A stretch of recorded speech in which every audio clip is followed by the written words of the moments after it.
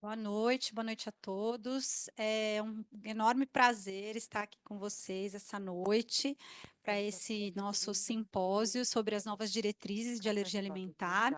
Eu sou a Janaína Araújo, gerente de marketing da Thermo Fisher Scientific. Esse evento, né, é um evento sobre uma parceria aqui com o grupo DASA, né, hoje aqui na Alta. E gostaria de passar a palavra para a Tâmara, que vai falar um pouquinho sobre a Alta, sobre a marca Alta.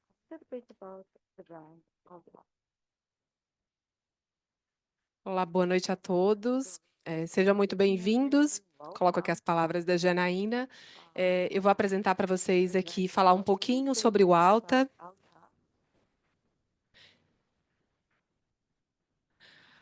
Somos toda a excelência que você procura a favor do seu diagnóstico. Então, o Alta faz parte da DASA, que é o maior ecossistema de saúde do Brasil. Nosso centro de diagnóstico tem um foco em atendimento humanizado e personalizado, contando com um time renomado de médicos e garantindo uma experiência exclusiva para os nossos pacientes. Então, aqui, os nossos pilares, né, os 3 pilares principais do Alta é qualidade médica, que é um acesso clínico aqui a médicos renomados, alta tecnologia, precisão e confiança em cada análise realizada, e a experiência, que conta aqui com relacionamento humano exclusivo ao próximo, com um atendimento personalizado. Contando aqui da excelência médica, sempre presente no Alta, aqui em São Paulo, e dando um foco importante aqui no nosso time médico de pediatria. A gente tem aqui, fazendo parte do corpo clínico, a doutora Thaisa Gaspareto, que é a nossa coordenadora de radiologia pediátrica, doutora Maria Isabel, que é médica infectologista e coordenadora de vacinas, doutora Lígia, que está presente aqui com a gente, especialista médica, doutora Natasha, também pediatra, e especialista em patologia clínica e pediatra. Então, são nomes renomados aqui de médicos aqui presentes em São Paulo. E eu sei que tem muitos online, a gente está online também, então no Rio de Janeiro, são profissionais de renome no mundo. A gente tem aqui um corpo clínico presente no estado do Rio de Janeiro também com vocês. E aí, falando um pouquinho da experiência tecnológica, é uma experiência de alto padrão. Então, trazendo aqui essa experiência da ressonância magnética, a gente conta com uma experiência de ponta, equipamento diferenciado, presente nas unidades Itaim e Alphaville, que aqui é onde o cliente ele pode escolher desde o cenário a ser realizado a ressonância, a música que ele quer ouvir, ao filme que ele quer assistir, presente aqui, que é um equipamento diferenciado encontrado nos melhores centros de excelências do mundo. E o atendimento que acolhe, a experiência que encanta, então, que é o nosso foco. Os ambientes do Alta são todos planejados para ter esse acolhimento e ter essa excelência e cuidar de cada paciente ali como único. Serviço personalizado, nós temos aqui um serviço personalizado de concierge, que garante a melhor experiência nos exames, com atendimentos bilíngue. E falando um pouquinho aqui do nosso jeito de atender, o jeito da marca de atender, presente aqui em São Paulo, são 15 unidades aqui na capital paulista, com diferenciais e facilidades aqui de unidades especializadas, pediatria personalizada, check-up presente em 4 unidades e acessibilidade, estacionamento com manobrista, são diversos os diferenciais e as facilidades que temos aqui. Também para os cariocas que estão aqui com a gente online, no Rio de Janeiro, o Alta Diagnóstico possui 5 unidades de atendimento, também com grandes diferenciais aqui e facilidades. Trazendo o atendimento domiciliar móvel, o Alta onde você estiver. Então, uma premissa da marca, nosso compromisso é com o bem-estar aonde o nosso paciente estiver. Então, a gente tem exames de análises clínicas, ultrassom, exames de mapa, Holter, eletrocardiograma, na casa do nosso paciente ou onde ele preferir, com os mesmos convênios das unidades, com cuidado especial com os nossos pequenos, disponível em São Paulo, no Rio e em Brasília, e sem taxas de coleta e com atendimento disponível aqui de domingo a domingo. Falando um pouquinho dos nossos exames, o melhor da medicina para quem busca análises clínicas, genética, vacinas e exames de imagem. O Alta oferece aqui exames de ultrassonografia, ressonância, toda a parte de cardiologia completa. E aqui nessa unidade que a gente está hoje, que é a unidade de Genópolis, a gente tem o Centro de Diagnóstico e Fertilidade, que é o primeiro espaço no Brasil dedicado ao diagnóstico de infertilidade e abortos de repetição. Então, é um ambiente todo pensado para receber esses clientes. Também núcleos especializados também nas unidades Jardins, que é o núcleo de tireoide, unidade Alto de Pinheiros, que é onde tem o nosso núcleo de medicina fetal, e Alta Vila Olímpia, o nosso núcleo de dermatologia. E aí, para finalizar aqui, a gente traz a excelência e o diagnóstico também para os nossos pequenos, com unidades aqui com espaços lúdicos, com médicos especialistas em radiologia pediátrica, com cinema vision e todo o diferencial aí, com a parte toda lúdica, com médicos renomados, para atender aqui os nossos pequenos. Desejo boa noite, que seja uma noite muito importante e especial para todos. Obrigada.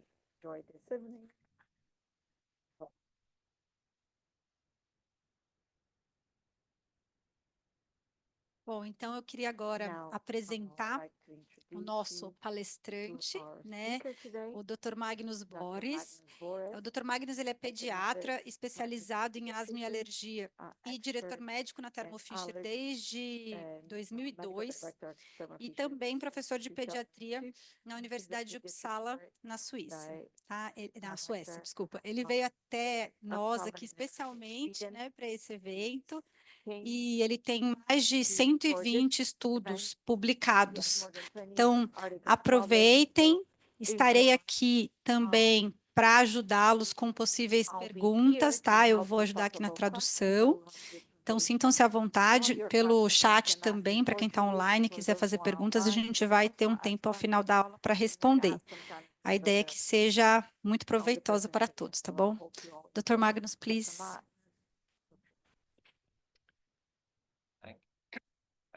Muito obrigado. É um grande prazer estar aqui. Eu espero que vocês tenham interpretação, se for necessário, mas eu vou falar devagar. Então, hoje eu vou falar sobre as novas diretrizes para alergia alimentar, que foi publicada recentemente na Europa, e é uma grande notícia. E o que nós sabemos agora, como diagnosticar alergia alimentícia ou alimentar. Próximo slide. Bom, isso que eu vou falar para vocês hoje: desenvolvimento de alergia alimentar, diagnóstico de alergia alimentar, e depois o valor de ter um teste quantitativo de IgE, e depois os componentes alergênicos, como usar e como interpretar. E uma coisa sobre apoio à educação também, e eu espero que nós tenhamos tempo para discussão e perguntas. Não é importante os meus slides, tá? Nós podemos pular alguns deles, mas eu acho que nós temos que tentar ter um diálogo. Isso é o mais importante, mais do que os slides. Esse é um slide de o quão comum é a alergia alimentar no mundo. Você pode ver aqui, nas últimas estimativas para a América do Sul, 0,5% até 5,5%.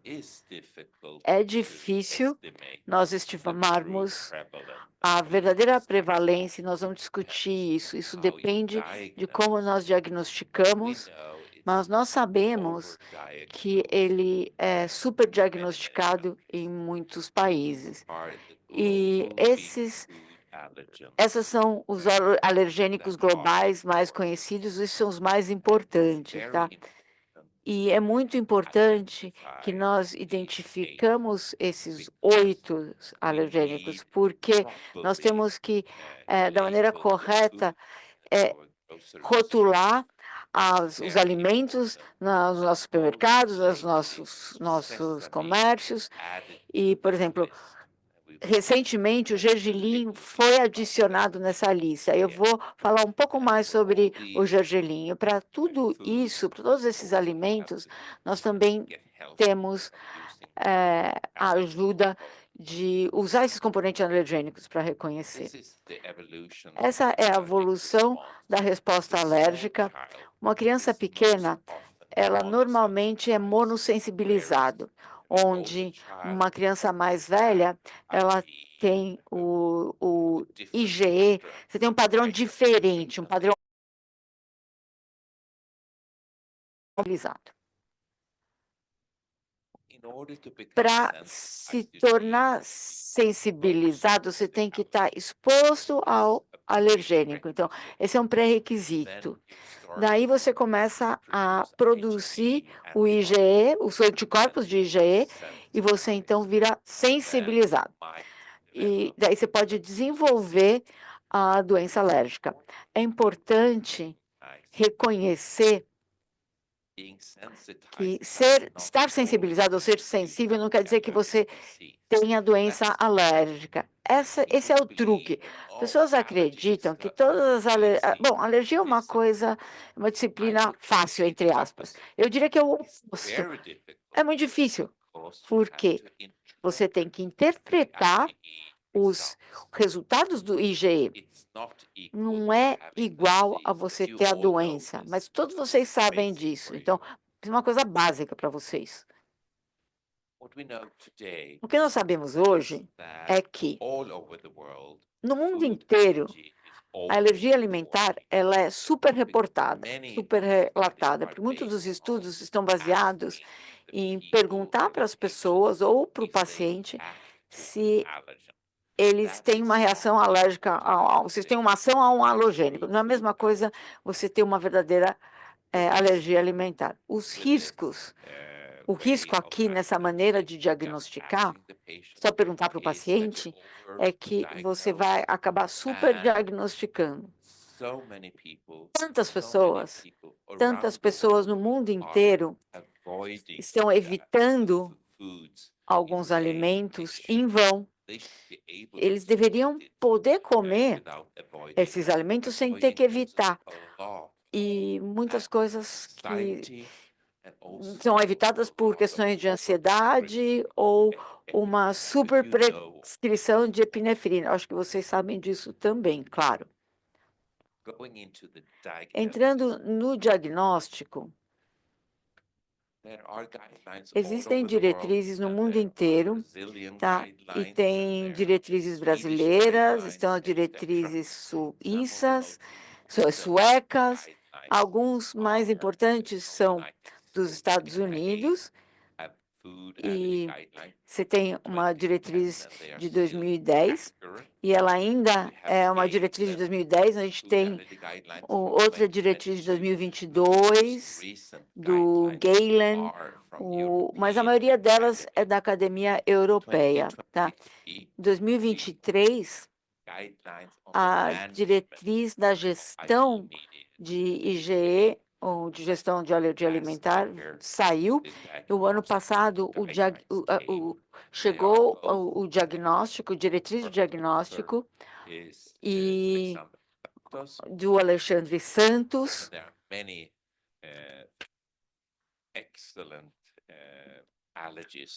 Tem muitos alergistas em alergia alimentar que são coautores, tá?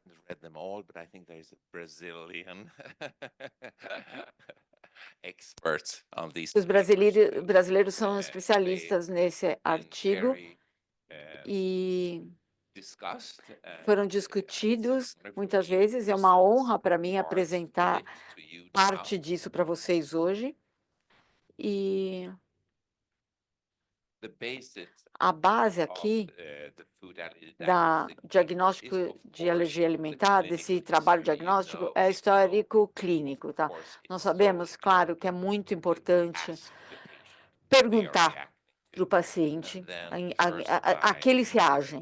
E depois, a primeira linha vai fazer um teste de alergia, um IgE específico ou o prick da pele. Então, se tem outros CRDs que é importante, claro, o padrão ouro é você fazer a provocação alimentar. Então, não é fácil fazer o desafio alimentar, nós todos sabemos disso. É bom que nós não temos que desafiar todos os pacientes hoje, tá? Então, isso é um pouco do resumo da diretriz de alergia da Academia Europeia, que nós começamos assim com com o histórico clínico e depois toda a questão dos alergênicos, nós começamos aí. Depois você continua, se for necessário, a fazer a questão dos componentes, e as recomendações é que você faça o monoplex, o componente alergênico simples, primeiro. E se você não tem certeza, então o próximo passo é fazer o multiplex, fazer um leque de testes. Então, do meu ponto de vista, e o que é parte do portfólio, eu faço o que a gente chama de ISAC, né? É parte do nosso portfólio da Thermo Fisher. E o que é novo nessa diretriz é que, pela primeira vez, nós temos a ativação básica, o teste de ativação básica, o teste BAT, que está nas nossas diretrizes aqui. E antes de você ir para o desafio do alimento, minha pergunta para vocês é: vocês estão familiarizados com esse teste? Vocês já fizeram isso nas clínicas de vocês? Vocês não têm aqui. Bom, ele é diferente no mundo inteiro, tá? Mas nós temos em alguns hospitais, no meu país, na Suécia, nós temos em Uppsala, mas só para alergênicos raros. Nós não temos para imunocap, por exemplo. A alergia de algumas drogas, nós fazemos para confirmar ou para excluir.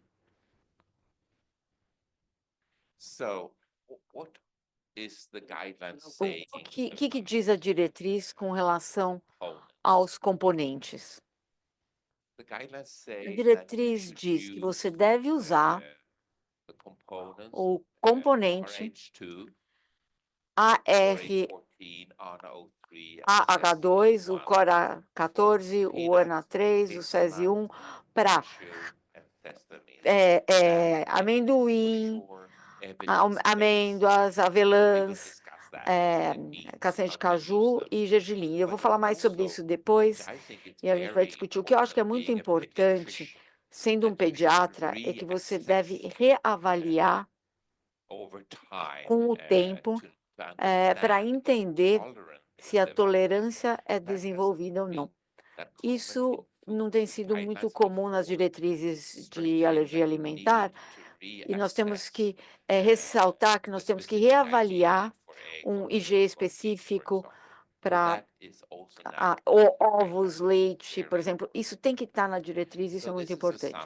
Então, esse é um resumo dessa nova diretriz, que se você tem uma alta probabilidade no teste de alergia e probabilidade alta de ter uma alergia do ponto de vista clínico, então você provavelmente vai ser alérgico. Ou isso está claro. A combinação do histórico clínico e do teste real, ao mesmo tempo, se você tem uma probabilidade baixa para o teste e uma probabilidade baixa no histórico clínico, então é improvável que você tenha uma alergia alimentar.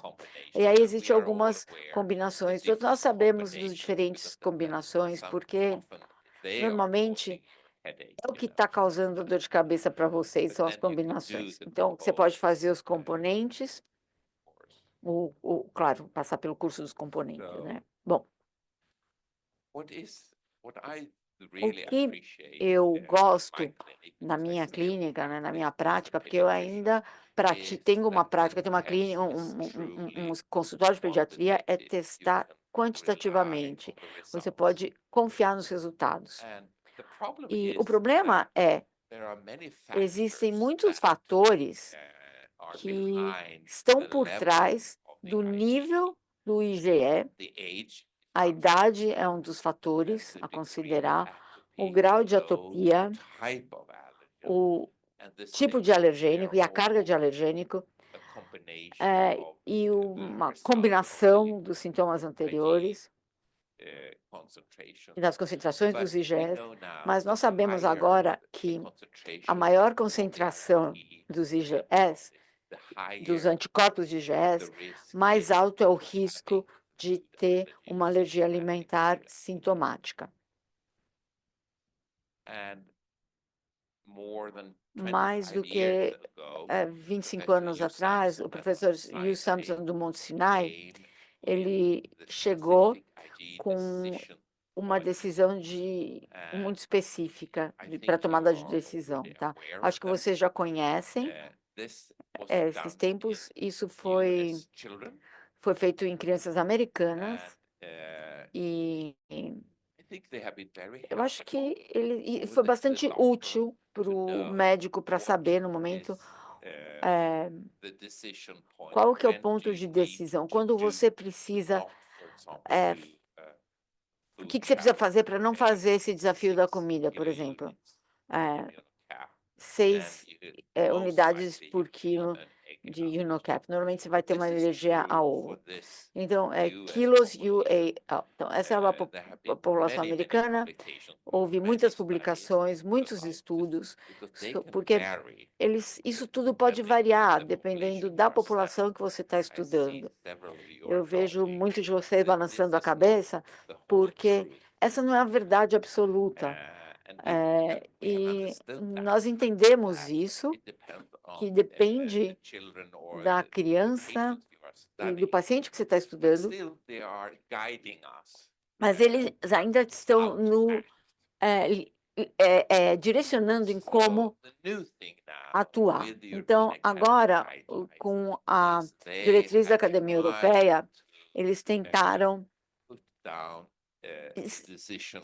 colocar os pontos de decisão para todos esses alimentos, tanto para os alergênicos completos, mas a beleza, do meu ponto de vista, é que eles também tentaram colocar os pontos de decisão para os componentes alergênicos, porque isso é maravilhoso. E agora nós temos estudos suficientes no mundo inteiro e também para os componentes, e agora nós temos uma diretriz para o nível dos componentes, porque eles diferem de componentes para componentes, né? Então, nós podemos ler um pouco sobre a sensibilidade, da especificidade dos componentes listados aqui. Mas, em geral, eu acho que vocês sabem disso, é que os componentes realmente ajudam a aumentar a especificidade. Você pode ter mais certeza do alergênico completo, mas é importante também ter o alergênico completo, os níveis de alergênico completos, para daí você trabalhar os componentes. E me deu muito orgulho ler que todos esses pontos de decisão publicados na Academia Europeia, na diretriz da Academia Europeia de Alergia, foram feitos com base e executados com imunocap. Isso é muito importante lembrar. Eu não vou ler tudo isso para vocês em detalhes, mas vocês podem ver aqui e pensar um pouco da sua prática clínica, como interpretar os componentes. E, claro, a idade é um fator importante quando você está interpretando os IgEs. Eu fiz vários estudos e agora nós sabemos que níveis mais baixos em crianças podem ser muito relevantes. E esses são alguns desses estudos publicados onde o IgE de baixo nível baixo nível desse IgE pode fazer uma grande diferença. E aqui também você tem aqui os componentes, nozes, amêndoa, amendoim, pêssego. Eu e os colegas conseguimos juntar tudo isso e escrever uma visão geral que foi publicada há 2 anos. Essa é a base, tá? Esse foi o estudo que nós fizemos juntos no Japão. Realmente ele mostra a curva de probabilidade para diferentes grupos de crianças, baseado na idade, com relação à reação a ovos num desafio alimentar. Então, 1 quilo, unidades de quilo pode representar uma probabilidade de uma reação ao desafio para uma criança de 1 ano, mas esse mesmo nível pode aumentar o risco a 40% se você faz esse desafio alimentar. Então, o que você tem que lembrar é que o nível mais baixo, numa criança pequena de 1 ano ou menos, pode ser muito importante clinicamente, comparado com uma de 3 anos. Se você só olhar nos níveis aqui para decidir. Bom, e eu mencionei a diretriz da USNH de 2010. Eles dizem o seguinte, que o valor preditivo está ligado à plataforma que você usa. Então, a evidência clínica para a Immunocap não pode ser aplicado para outros métodos de teste. Então, entrando nos componentes, que são os CRDs, diagnóstico resolvido por componentes. Então, muitas vezes a gente usa a palavra, o CRD, por isso que eu falei, o diagnóstico resolvido por componente, mas também esse mesmo, outra coisa que eles chamam é alergologia molecular. O que vocês usam no Brasil? CRD ou alergologia molecular? Na Europa, é muito de alergologia molecular, porque a Academia Europeia acha que é um termo melhor, mas CRD foi o primeiro termo, eu acho que é o mais comumente usado, e 2 ou mais dos meus colegas estavam por trás desse termo quando ele foi cunhado em Viena. Eles decidiram, então, usar a palavra CRD. E ainda hoje, ele é amplamente usado.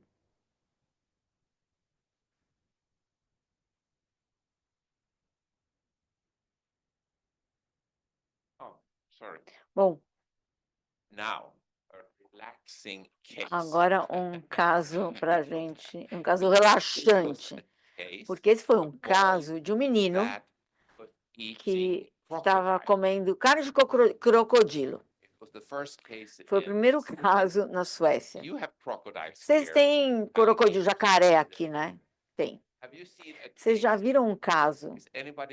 Alguém já viu um caso de alergia a jacaré? Vocês não comem? Mas vocês comem de vez em quando. Bom.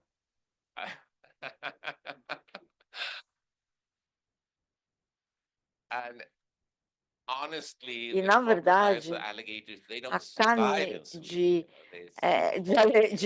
carne os jacarés não sobrevivem na Suécia. Mas agora, com essa quantidade de comida étnica que chega no mundo inteiro, esse pai achou, bom, foi no supermercado, encontrou carne de jacaré, e ele era um chefe, ele era um cozinheiro. Ele falou, que legal, curioso, né? E, bom, deve ter gosto bom. Vocês já provaram? Então, parece que tem gosto de carne, não? Interessante. Bom, de qualquer forma, ele preparou esse almoço para sua família, e o filho dele, de 13 anos, teve que ir para a urgência porque ele teve uma reação anafilática muito grave.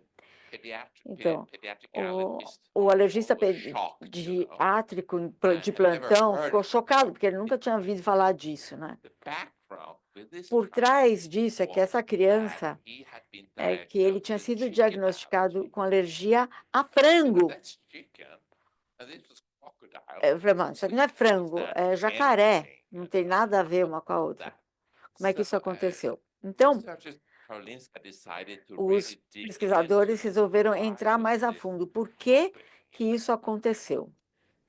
Bom, o que eles conseguiram detectar é que qual que era realmente a proteína no crocodilo que causou essa reação. E foi a albumina. Eles conseguiram perceber, finalmente, o que eu aprendi desse caso, que realmente os pássaros era a parvalbumida do crocodilo. E evolutivamente, os pássaros, eles começaram como jacarés, daí eles saíram da água, desenvolveram asas. Então, os jacarés estão mais próximos de pássaros do que a gente pensou. Então, por favor, não deem carne de jacaré para criança que é alérgica a frango, parva, a albumina. Então, tudo tem a ver com CRD. É um caso interessante, engraçado, mas voltando agora a alergias a ovos, que é uma coisa tão comum. E é importante retestar e tem tudo a ver com estabilidade de proteína. Nós sabemos que você pode usar IgE específico para entender quando a tolerância começa a ser desenvolvida. Está muito bem documentado e muitas publicações, mas nós temos que fazer na clínica, no consultório.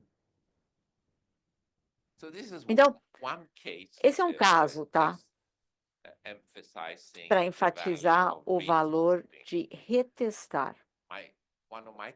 Um dos meus casos, o Eric, que evita ovo, peixes, crustáceos, mas ele tolera milk, leite e outras coisas. Mas, basicamente, ele tolera trigo e leite. Mas esse caso, eu coloquei os valores aqui ao longo dos anos, tá? E ele chegou a 100 no clara de ovo, até que uma coisa aconteceu e agora ele caiu para 28. Mas o que é interessante é que, ao mesmo tempo, nós medimos a ovomucoide. E nós podemos ver que a ovomucoide começa a diminuir mais cedo. Então, e é isso que é conhecido hoje, que a ovomucoide parece refletir melhor a reatividade de um ovo. Então, agora eu confio muito mais nos resultados de ovomucoide para seguir nos meus pacientes crianças, que me ajudam a decidir se eu vou fazer o desafio alimentar ou não. E ele passou o desafio do ovo. Sua alergia a peixe diminuiu em 50% nos últimos 6 anos. E eu continuo perguntando aos pais, temos que fazer um desafio para peixe agora? Mas a reação a peixe foi tão forte no passado que eu acho que eles me prometeram que no ano que vem nós vamos fazer esse teste. É um problema porque eles são da Islândia e eles comem peixe o tempo inteiro. Então, seria de grande valor se ele pudesse tolerar peixe, quando eles forem visitar os parentes na Islândia e tal.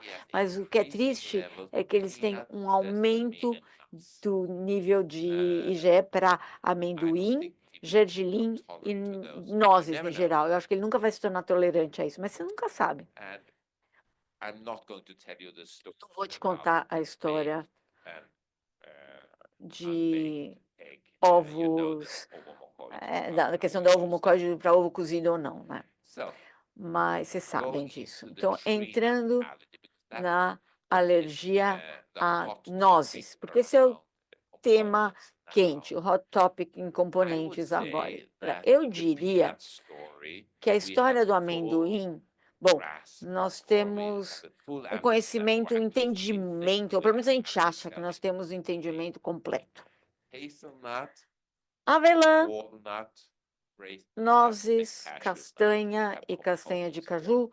Nós temos castanha no Brasil, castanha de caju, nós temos componentes diferentes. Um para avelã e um para castanha de caju. Nós não precisamos de 6 para avelã ou 6 para castanha de caju. Você pode ver 1 em 3 partes, está tudo bom. A gente não precisa mais disso. No entanto, para avelã e nós, em geral, nós vamos discutir isso mais para frente, nós estamos trabalhando agora para entender, nós esperamos que até o Natal nós vamos ter 2 mais componentes de vicelinas para avelã e para nós. E com isso a gente vai fechar o pacote aqui.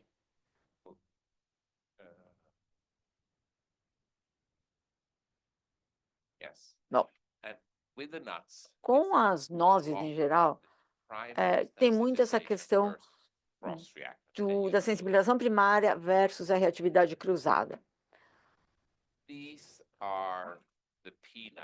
Esse é o componente do amendoim, que causa a reação alérgica.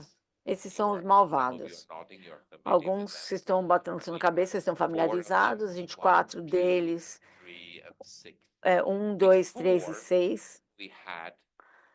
Antes nós tínhamos os componentes dos amendoins, nós começamos com os componentes dos amendoins, né? Então a gente tinha 4 de 5 pacientes tinha uma reação positiva por reatividade cruzada. Então foi uma ajuda muito grande quando a gente conseguiu identificar os IgEs para essas 6 proteínas, né?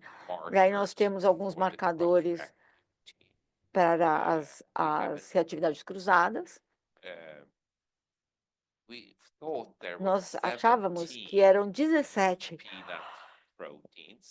proteínas do amendoim, mas nós estávamos errados, são 18. E nós decidimos não desenvolver as 17 componentes, não vale a pena. Nós paramos no AH8, 9 e o CCD.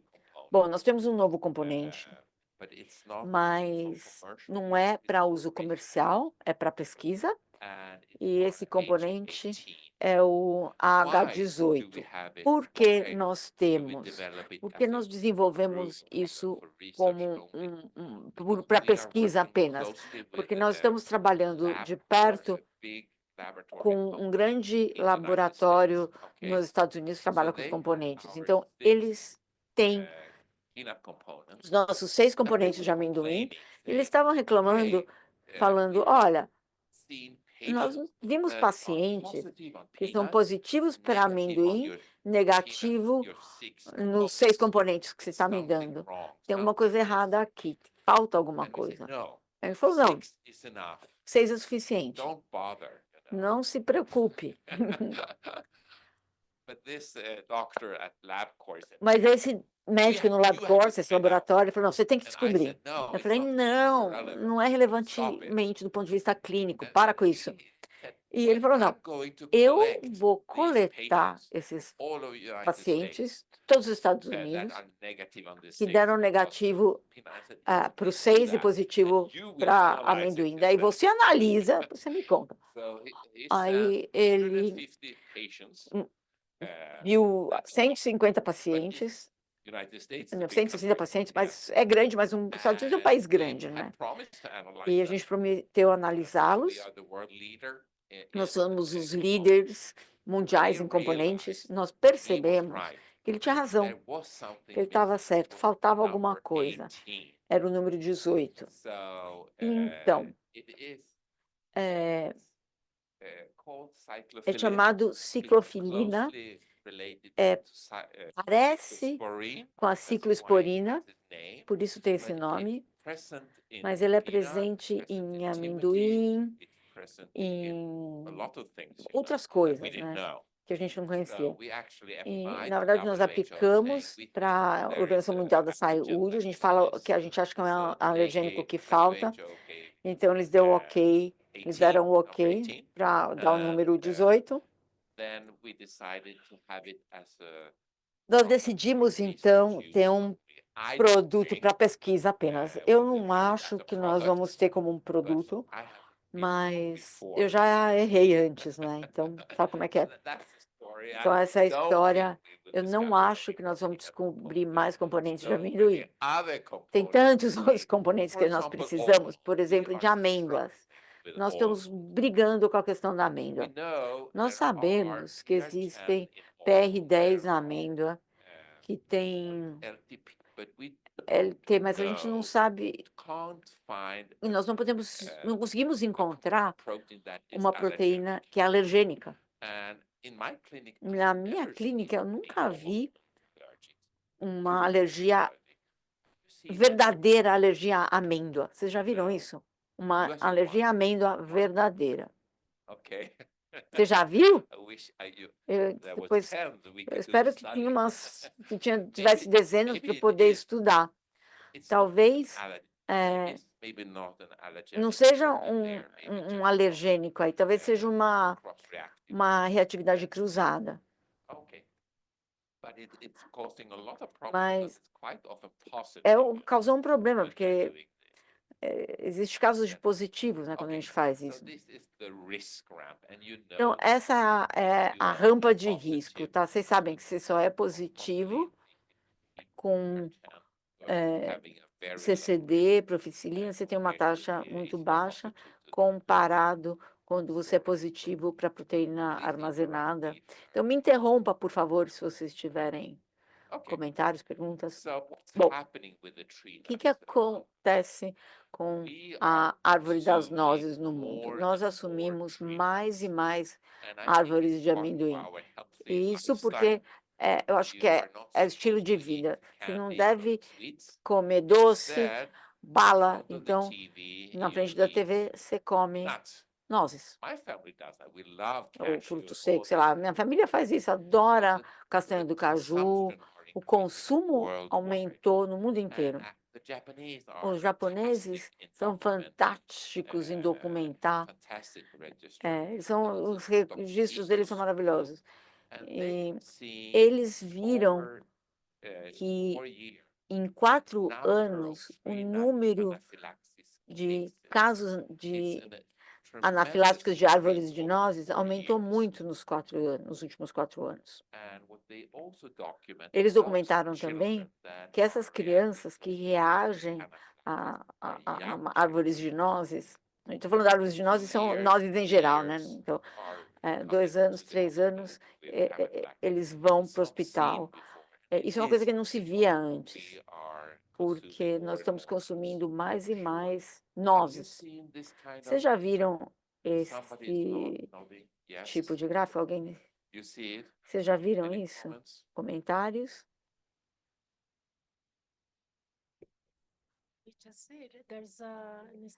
Existe uma estatística de um laboratório aqui em São Paulo, um dos nossos alunos de pós-graduação, em que ele descobriu que uma das causas principais na população pediátrica é amendoim,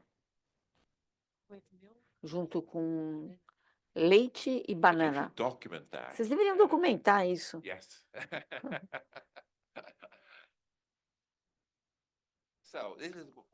Então, esse é um dos meus casos, tá? Como usar os componentes para o Eric.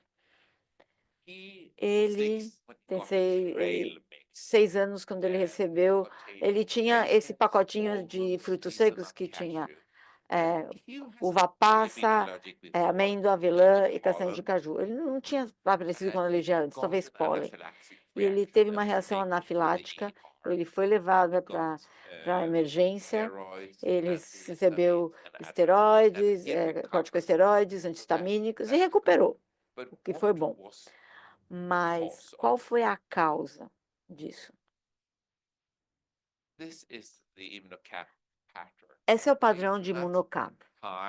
Avelã alta, 34 quilunidades, cacho 16 quilunidades, amendoim 0,96, amêndoa 0,32. Bom, baseado nisso,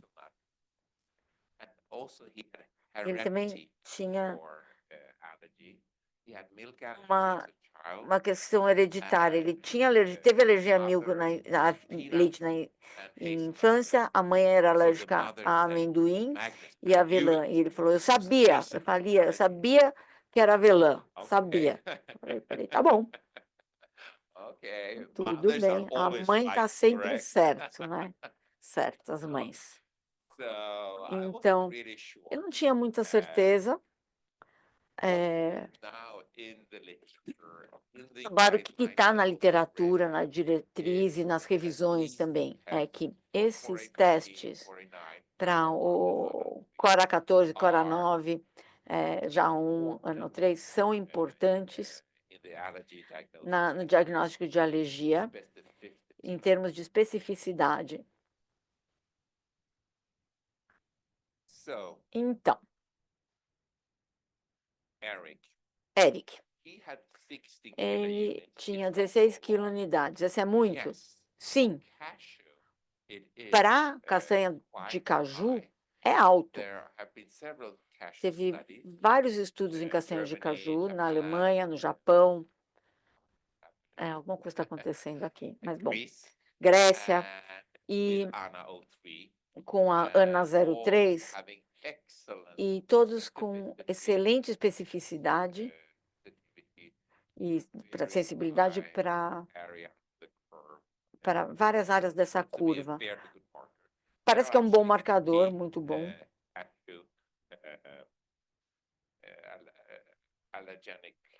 Pode ter umas proteínas alergênicas, mas eles são muito similares. É suficiente para fazer só o ANAL 3, não precisa fazer outros, né? Então, a equipe entrou em contato com várias equipes que estavam fazendo esses estudos com o ANAL 3. E a conclusão, com os japoneses, os alemães e os gregos, é que você pode usar o ANAL 3 como um teste independente, ou você pode usar para fazer primeiro a alergia à castanha de caju, e depois fazer para os outros. Você pode usar ou fazer o algoritmo de 2 etapas. O que ele quer dizer é que tem um valor econômico saudável, ele economiza dinheiro para o sistema fazer o componente da castanha de caju sozinho. Bom, talvez vocês sabem que quando nós falamos de alergia a nozes, nós falamos em alergia dupla, por exemplo, é que a castanha de caju e o pistacho, avelã e pecan, botanicamente são muito próximos. Então, por exemplo, a ANAL 3 pode ser usado para castanha de caju e para pistache. Um dos meus estudantes de medicina me perguntou, a ANAL 3, mas isso é para castanha de caju, não é? Eu posso usar para pistache? Sim. É muito bom. E o que nós sabemos agora é que se você tem uma alergia a pistache, você sempre tem uma alergia à castanha de caju. Mas vice-versa, não necessariamente. 2/3 dos alérgicos à castanha de caju reagem ao pistache. Mas você pode usar o ANAL 3 como um marcador. A mesma coisa faz com pecan e noz normal, não é avelã, perdão, noz normal e pecan. Então, 2/3 dos alérgicos a noz reagem a pecan, mas todo noz pecan reagem a noz, entendeu? Então, a diferenciação, por isso que a gente desenvolveu o JAR R4, o JAR R6 e 2, porque todos têm nessa diretriz, porque nós sabemos que aí ele vai adicionar, vão melhorar a especificidade para esse caso da noz normal e da noz pecan. Então, a alergia dupla entre pistache e castanha de caju e também noz e noz pecan. Então, daí nós tivemos reações, assim, muitos médicos no mundo reportaram a nós pacientes com reações à castanha de caju que reagiam a limão, a semente de limão e laranja. Vocês já tiveram reações à semente de limão e laranja? E você realmente não come, né? A semente de limão e laranja, né? Como é que você vai estar exposto?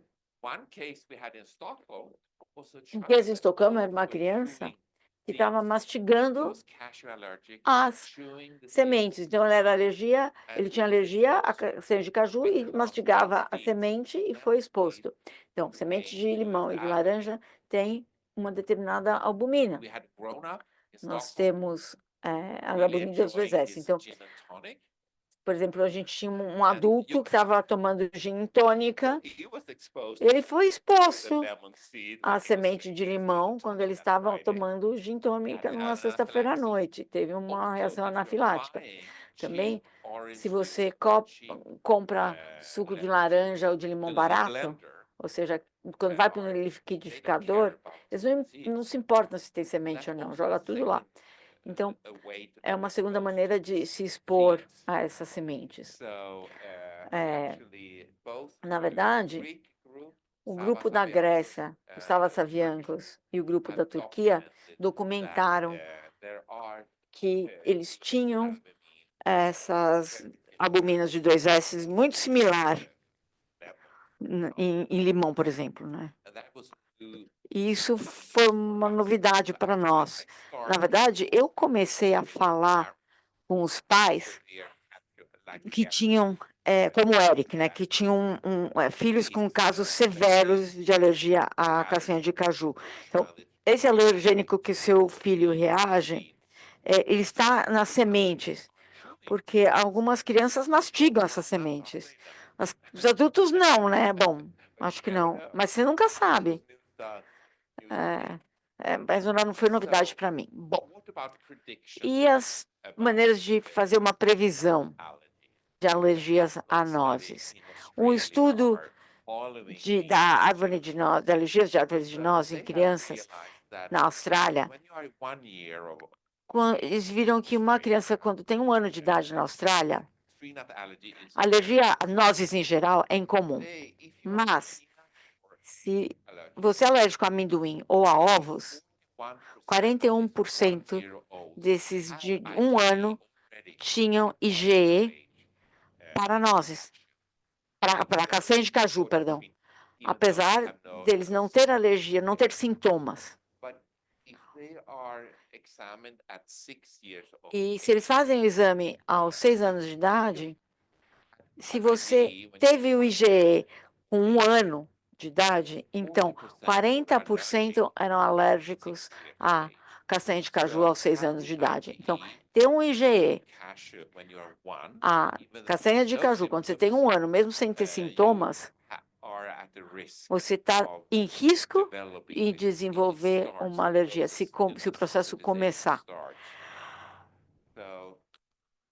O processo de sensibilização. Então, isso é discutido e vale a pena olhar para uma criança de 1 ano? Às vezes, eu tenho colegas que falam, Magnus, se você só testar se a criança tem sintomas a isso, mas uma criança de 1 ano ainda não foi exposto a nozes em geral. Poucos foram essas nozes, árvores de nozes. Mas quando você faz quando tem 3, será que isso não seria interessante? Não interessante, digo, não teria valor ter isso em mente, talvez dizer para os pais, porque nós sabemos que, por exemplo, pólen, você começa a criação de IgE para pólen 5 anos antes de você devolver a doença. 5 anos. E eu acho que, bom, eu comecei a falar sobre isso com os pais. Eu falo, o seu filho começou a desenvolver uma alergia, um IgE para pólen, mas eles não têm sintomas. Mas eu acho que você tem que saber disso.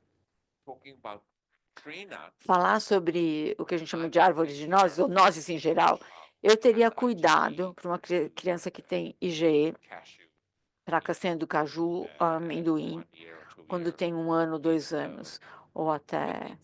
Mas é difícil, você não quer assustar, tá?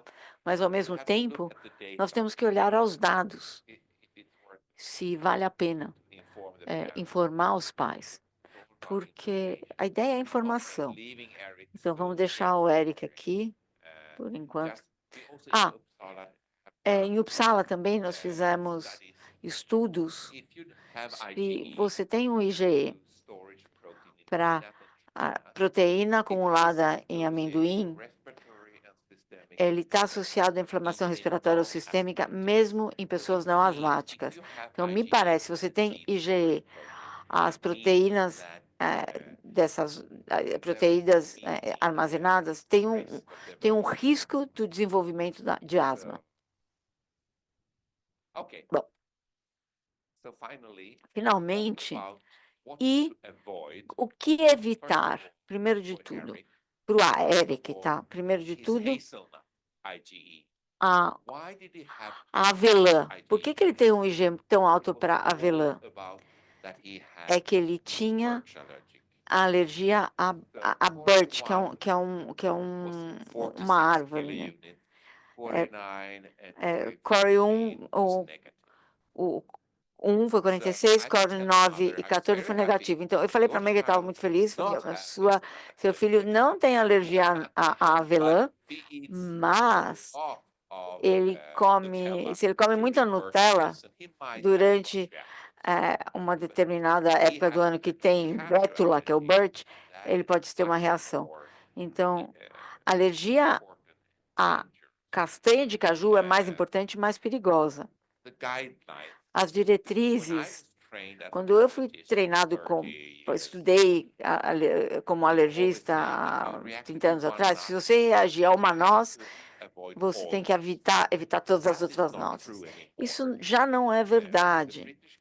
A diretriz inglesa, que é a primeira que falou que se você teve uma reação a uma noz, mas você tolera outras nozes, por favor, continuem comendo a outra noz. Vocês dizem a mesma coisa? Vocês têm isso na diretriz de vocês? Sim.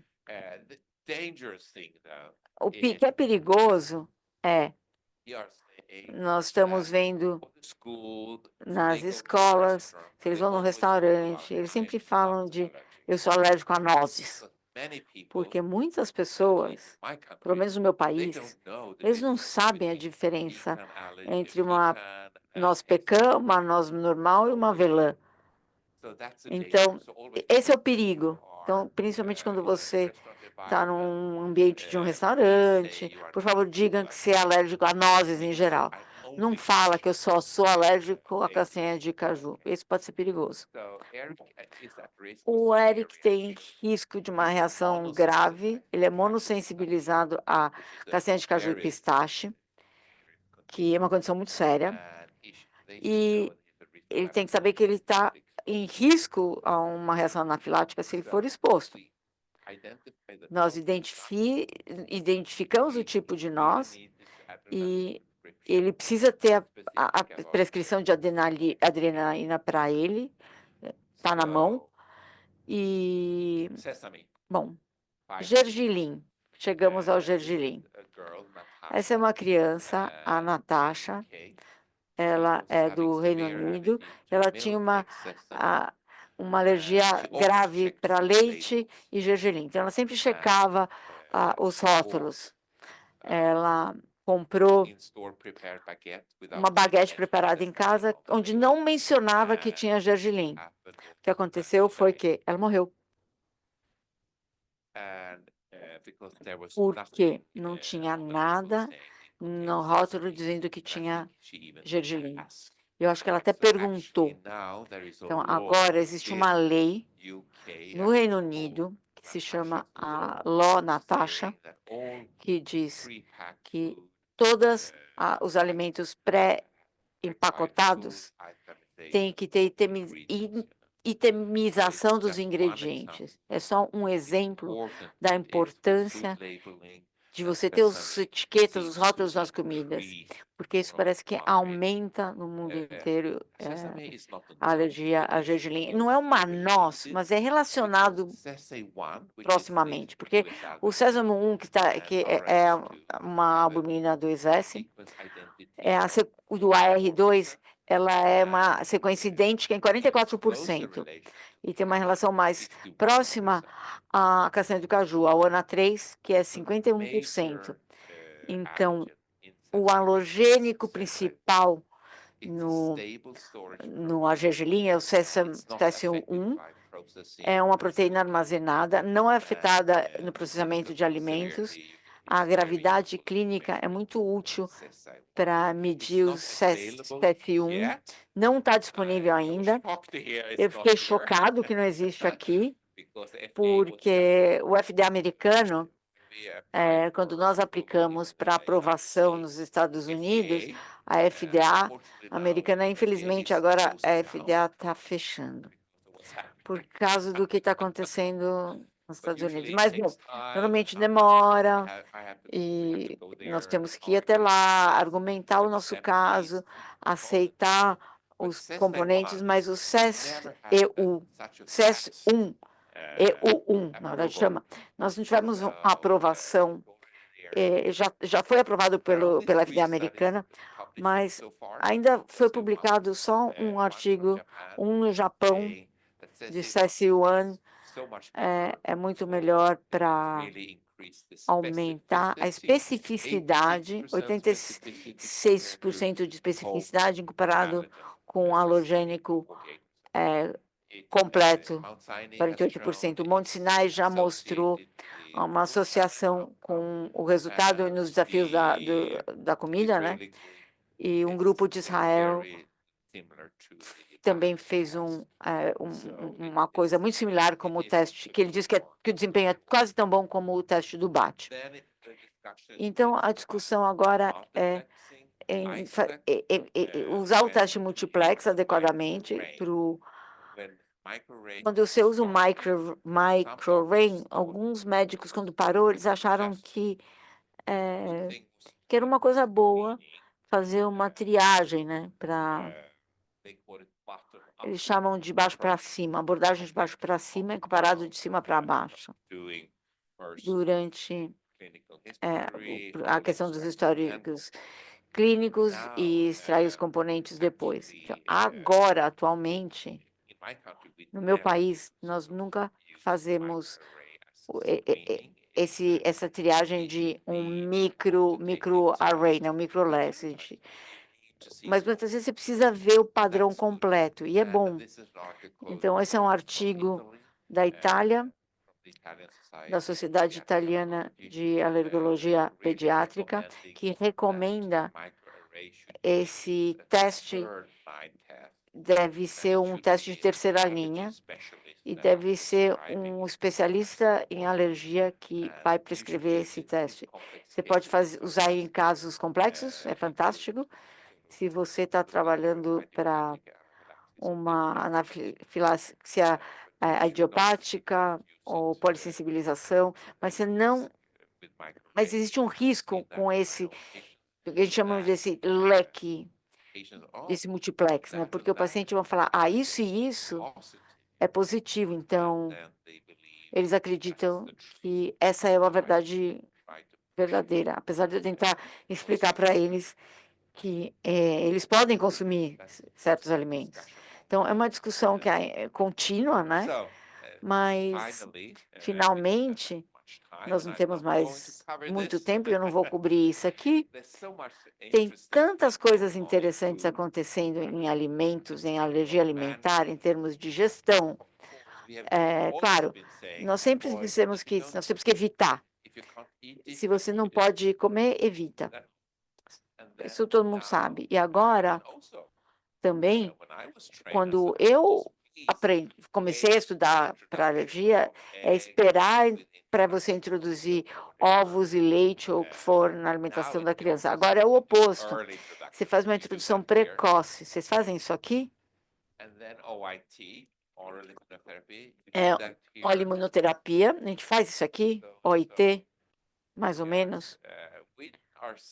Nós, mais ou menos, a gente quer que que os outros países errem primeiro. Nós não fazemos isso, apesar da gente poder fazer para amendoim, sem ter um estudo. Mas existem relatórios de efeitos colaterais da União Europeia, reações graves clínicas quando você faz esse aumento da dose, não sei, o updosing que eles falam. O que é interessante é fazer a oliminterapia com omalizumab, um anti-IG, e isso começou em 2013. Agora nós fazemos o Palforzia no meu país, mas é muito interessante o Viaskin. Você faz, tem os adesivos de amendoim. A Academia Americana teve muitas discussões agora sobre epinefrina nova sublingual. Vocês têm aqui? E vocês têm epinefrina nasal? Spray de epinefrina nasal? Vocês têm o Neffy aqui? Nós não temos também na Europa ainda. Mas nos Estados Unidos, na Academia Americana, eles estão começando também. Me parece que funciona. E eu acho que é ótimo. Eu acho que pode evitar muitos acidentes. E, claro, no ano passado, foi uma coisa na Academia Americana que se pode usar omalizumab para alergia alimentar. E isso já está registrado nos Estados Unidos, ainda não foi registrado na Europa. Para essa indicação, nós temos, claro, para asma e outras coisas, mas agora nós estamos esperando. O Alessandro Filco está trabalhando para tentar ter essa indicação na Europa. Acho que seria ótimo. Eu acho, da minha experiência, para usar em asma, o omalizumab é um ótimo fármaco, uma ótima droga. E também perguntar para os pais para fazerem a injeção em casa. Vocês fazem isso aqui? Ajuda também, que eles não têm que ir uma vez por mês no hospital para tomar as injeções no hospital. Eu acho que é fantástico e existem tantas ações e pesquisa. Estou dando para vocês só um exemplo que eu me envolvi, né?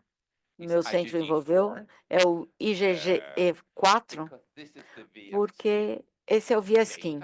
São dados do Viaskin e eles fizeram um trabalho muito bom em tentar descobrir como construir o adesivo para amendoim. Quanto de amendoim deveria ter em cada adesivo, né, sei lá, e para cada faixa etária. E a única maneira para avaliar isso, para avaliar esse estudo, foi de medir o IgG4, porque o IgG4 é um marcador, uma resposta lógica, e nós podemos dizer que foi um marcador de tolerância, e eu acho que está conectado, mas é uma marca de exposição. Então, quando eles avaliaram os diferentes adesivos em miligramas, eles podem ver que só esse adesivo, 250 miligramas, tinham o IgG, a reação ao IgG4, como vocês podem ver aqui. E também que era dependente da faixa etária, tá? E incluí isso aqui, mas era só para crianças mais jovens, mais novas, que tinham essa resposta ao IgG4.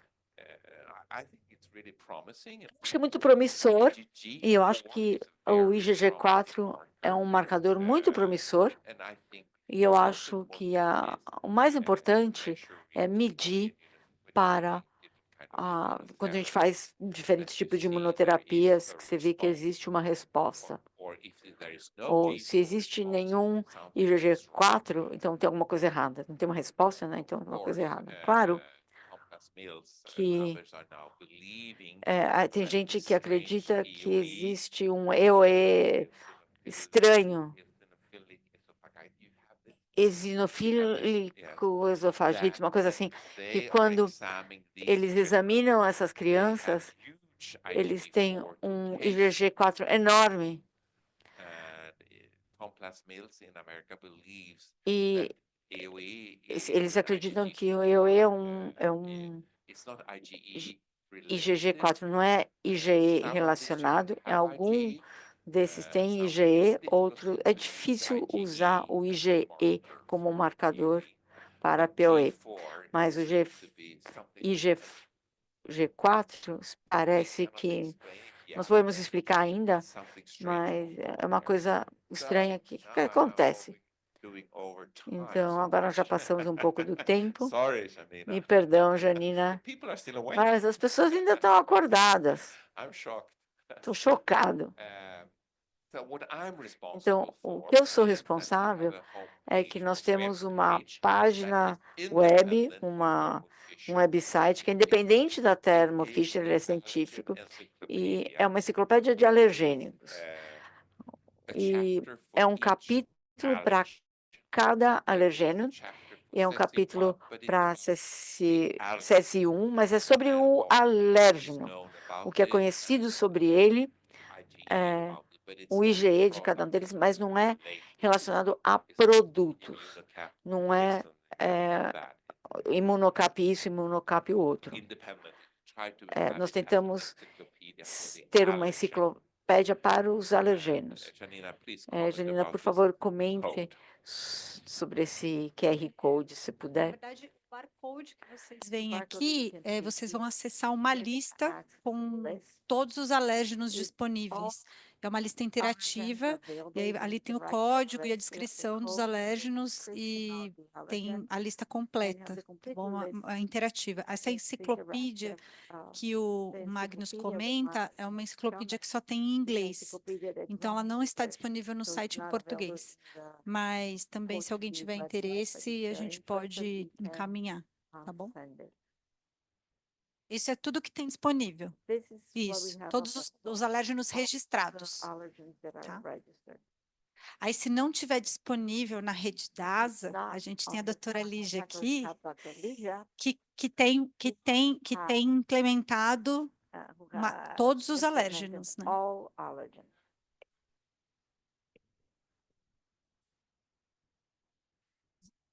A gente está implantando, acho que eu não vou saber de cabeça, mas são mais 40 alérgenos. E se Deus quiser, a IgG4 também logo mais. Já está em negociação.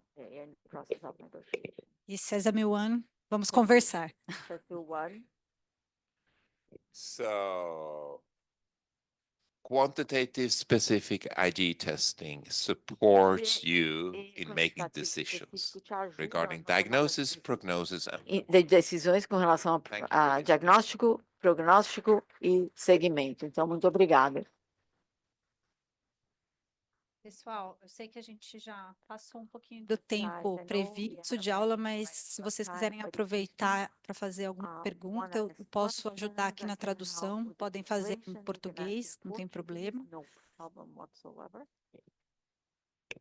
Oi, doutora.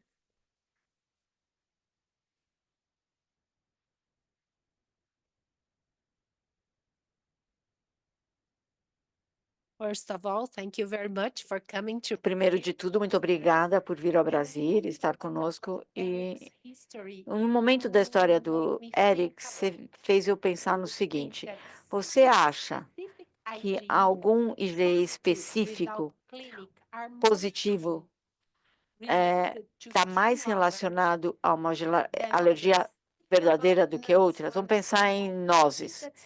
Eu acho que é diferente de leite. Eu não sei se você tem É uma boa pergunta, eu não posso responder. Leite comparado com nozes são tão diferentes. Por que isso? Você consegue me explicar? Bom, eu acho que o leite você toma todos os dias, você tem esse estímulo crônico e talvez você possa ter uma identificação, um resultado positivo. Quando você pensa em nozes, porque agora nós temos esse tipo de momento de epidemia das nozes, aqui no Brasil também. E às vezes me dá medo. Um exemplo, eu tenho um paciente que a sua irmã é alérgica a avelã, a noz normal, perdão, não avelã. E ela tem o IgE positivo para noz. E eu falo, por que você não come com frequência? Ele fala, bom, uma vez por semana. Uma vez ele chegou e agora ele é alérgico também, igual a irmã. Então, estou confusa. Eu também.